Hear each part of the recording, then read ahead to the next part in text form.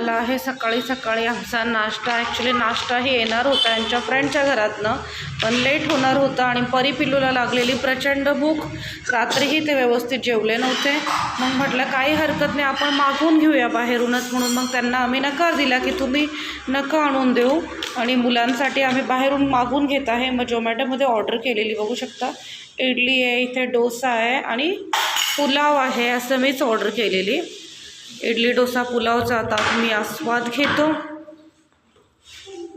बघू शकता थोडेफार भांडे साईने तर ते पण मला नकार दिलेला की नको घेऊ आणि खूप अडचण करून घेऊ नको, 2 मुलांना हँडल करणं मुश्किल होईल अन्यथा, किंवा आजारी पडशील असं म्हणून, किंवा बॅगही फाटून जातील आपलं ती सामान असं लोड केल्यावर. पण मी नाही ऐकलं, थोडंफार असू दे म्हटलं, मुलं आहे एमर्जन्सी म्हणून मी थोडं आणले सामान. भांडी वगैरे करू शकत होतो आम्ही, पण गॅस स्टोवचा एक प्रॉब्लेम. गॅस स्टोव नवीन घेऊ शकतो आत्ता,